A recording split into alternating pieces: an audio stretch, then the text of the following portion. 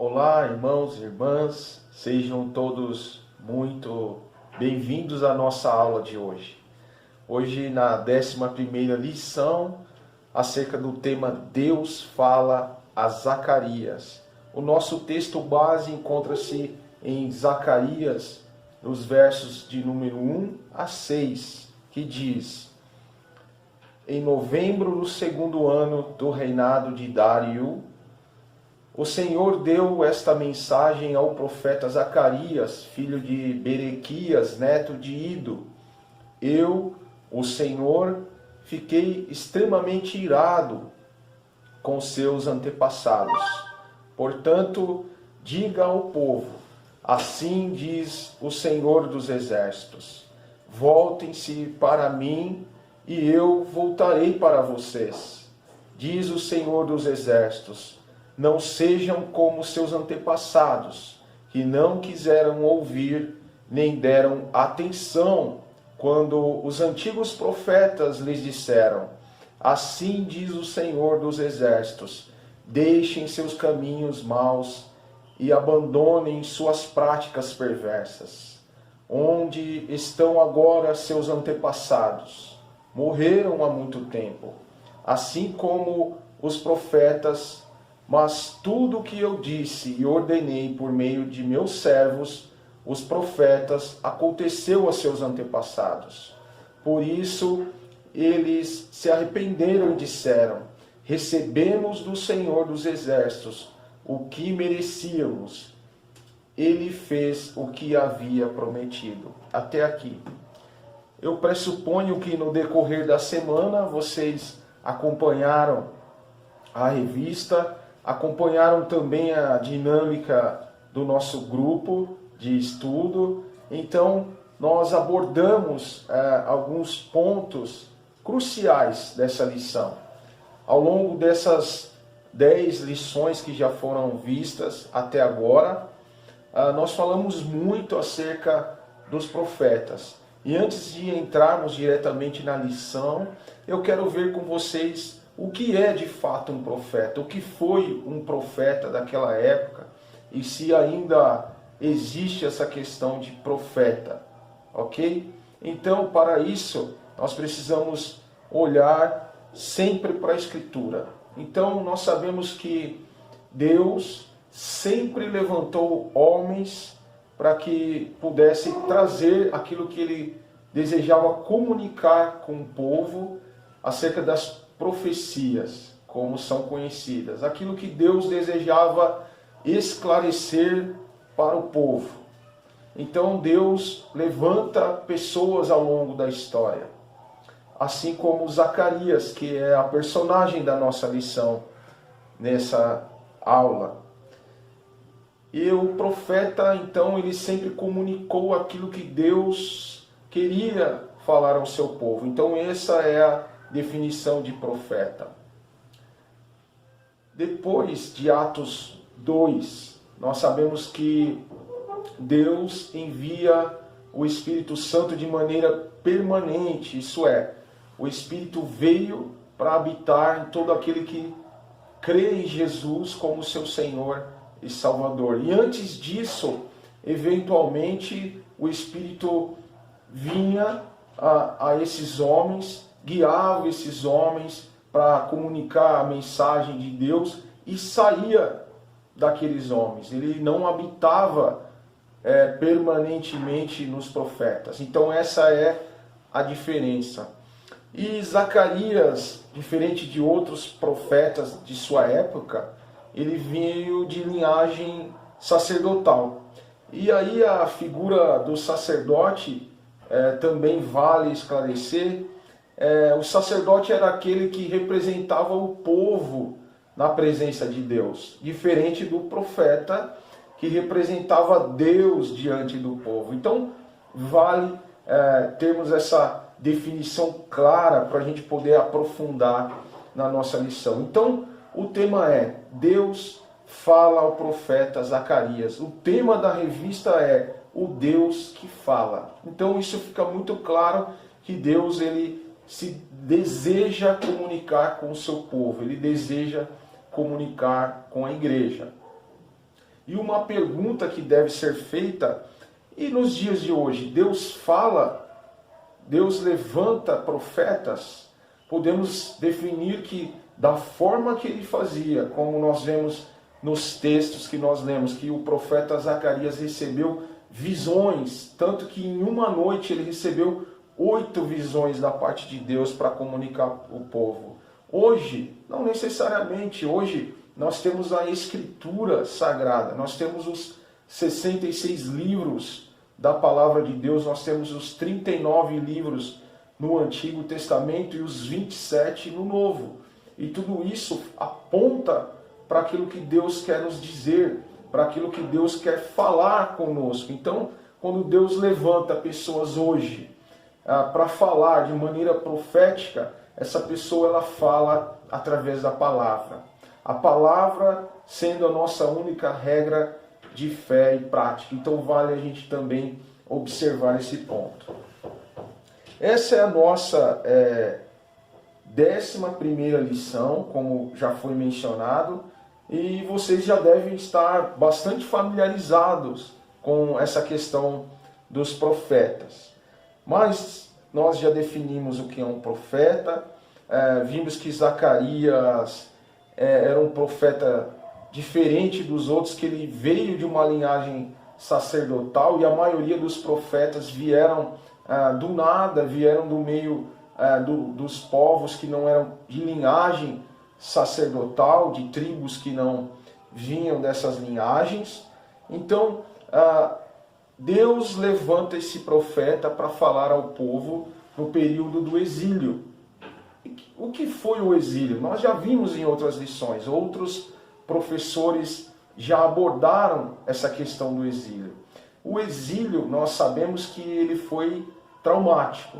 O povo foi levado para a Babilônia, parte do povo, aqueles que eram de linhagem nobre, aqueles que tinham algo para comunicar com a cultura dos caldeus, e aqueles que vinham de famílias menos favorecidas em termos de nobreza ficaram na terra. E ali o templo foi destruído, as riquezas foram levadas como despojos de guerra, e ali passou a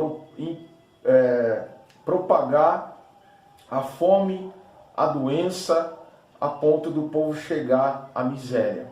Então a cidade estava totalmente destruída. E no período em que Deus levanta Zacarias, era o momento em que o rei Dario da Pérsia, como nós lemos no texto, ele estava ajudando a reconstruir a cidade, ajudando a reconstruir o templo. Mas faltava algo no povo. Faltava o quê? Coragem, encorajamento. E somente com as forças financeiras, com o incentivo dos sacerdotes para poder reconstruir tudo aquilo, não era suficiente. Havia algo ali que estava faltando. Então, quando nós olhamos para essa palavra encorajamento, que foi o que Deus enviou Zacarias para fazer, ou seja, encorajar, animar o povo que estava sofrendo, nós temos que olhar para o Espírito Santo de Deus.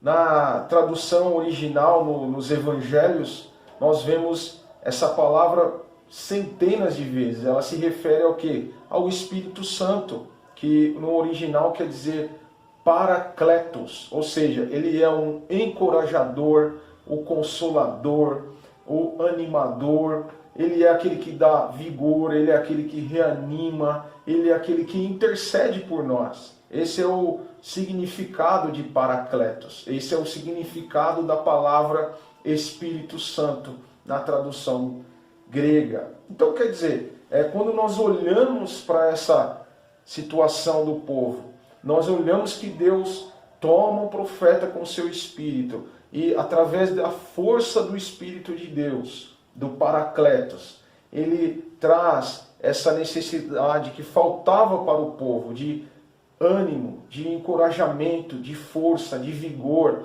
Eles tinham todo o recurso ali para fazer, O rei da Pérsia estava financiando aquela obra, ele estava apoiando aquela empreitada, mas lhes faltava força, lhes faltava encorajamento. Então, diante dessa conjuntura, o autor da revista nos desafia a aplicarmos essa lição para os nossos dias. Ele diz que Deus levanta homens e mulheres, levanta pessoas para trazer encorajamento, para trazer ânimo ao seu povo. E quando ele diz: o Senhor levanta pessoas que falam em seu nome para ajudar os desalentados na reconstrução de seus ideais e valores para abraçar os desafios do reino de Deus. Isso está mencionado na revista. Nós podemos fazer um paralelo com o que estava ocorrendo ali no exílio. Então foi necessário que Deus destruísse o maior orgulho daquele povo, que era o templo. Deus permitiu que os seus filhos de linhagem nobre fossem levados cativos para uma terra distante.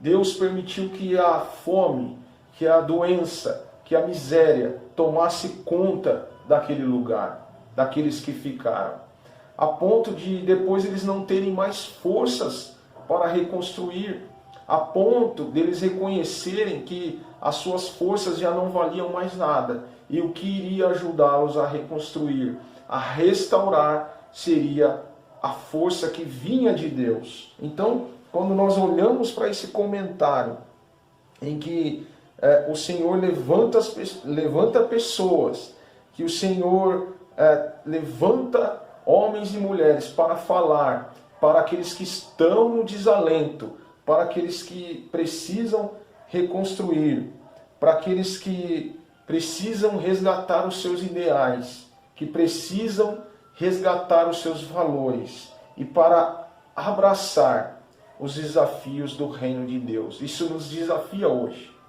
não é mesmo? Aquele povo, eles estavam longe de Deus. A frieza espiritual havia tomado conta. Aquele povo, eles perderam as suas referências que eram em Deus, a ponto que nós sabemos que Deus escolheu aquele povo e eles tinham se afastado do Deus Altíssimo. Eles viviam uma vida autônoma, uma vida autossuficiente. E Deus, em sua multiforma de trabalhar, Ele permite que um rei ímpio vai, destrói, acaba com tudo aquilo e mostra no exílio para aquele povo que eles dependiam de Deus. Então nós sabemos que o exílio foi traumático. Ele causou feridas, não só físicas, ele causou destruição não só material, mas também emocional. Ele causou um grande trauma, ele feriu a alma daquelas pessoas, a ponto deles precisarem de um encorajamento que homem algum poderia dar. Por mais que o rei da Pérsia estava subsidiando aquela empreitada, eles não tinham forças para prosseguir em frente. E em nossos dias, qual o diagnóstico que nós percebemos diante do cenário atual que nós estamos vivendo? Nos parece que grande parte das pessoas estão vivendo na autossuficiência,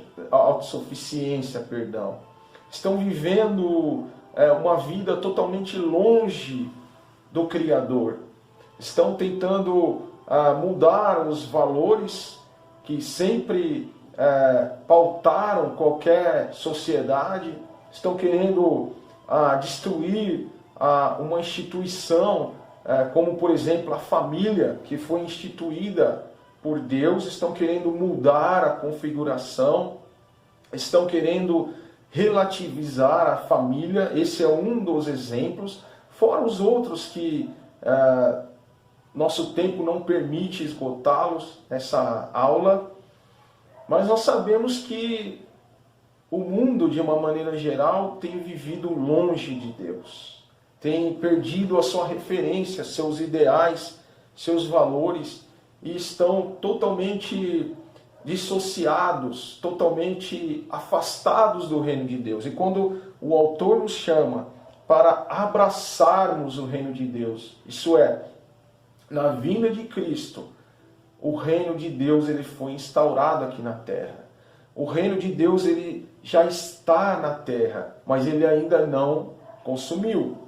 Então, diante dessa tensão entre o já e o ainda não, nós estamos no meio do caminho. E sabemos que o mundo vive sobre a influência do pecado. Isso é, sobre a rebeldia contra Deus. Então, quando nós olhamos de uma maneira mais específica acerca, por exemplo, da pandemia que nós estamos vivendo. Nós estamos vivendo mais de um ano com essa pandemia que tem assolado o mundo. E parece até normal já para algumas pessoas lidar com esse tipo de situação. Isso nós podemos atribuir a rebeldia contra Deus, atribuir a uma cegueira espiritual, podemos dizer assim. E o povo do exílio, quando eles foram levados daquela maneira, eles estavam assim, eles estavam acostumados a lidar com aquele cenário, com aquela situação que ia contra a vontade de Deus. Eles estavam acostumados já a lidar com uma situação em que Deus estava longe do seu coração. Eles podiam até adorá-lo com os seus lábios, mas o seu coração estava muito longe de Deus. Então, o profeta, ele nos chama para o encorajamento, ele chama o povo de Deus para o encorajamento. Ele chama o povo para que se voltassem para Deus, conforme diz a revista. E quando falamos de ânimo e encorajamento, o que o autor nos diz na revista, na lição? Ele diz que são necessidades que todos nós temos. Isso é uma verdade. Todos nós precisamos de ânimo e coragem. Mas há um limite para isso. Há um ponto em que nosso ânimo e a nossa coragem com a força física, ela acaba, ela não vai além. É onde Deus entra em ação. E aqui perceba que quando o profeta chama para as pessoas se voltarem para Deus, o que era necessário? O arrependimento. Essa é a resposta, o arrependimento. E perceba que o Velho Testamento, os livros proféticos, conforme é mencionado na nossa lição, eles apontam sempre para quem? Para o Messias. Eles apontam sempre para quem? Para Jesus, o Salvador, o Redentor.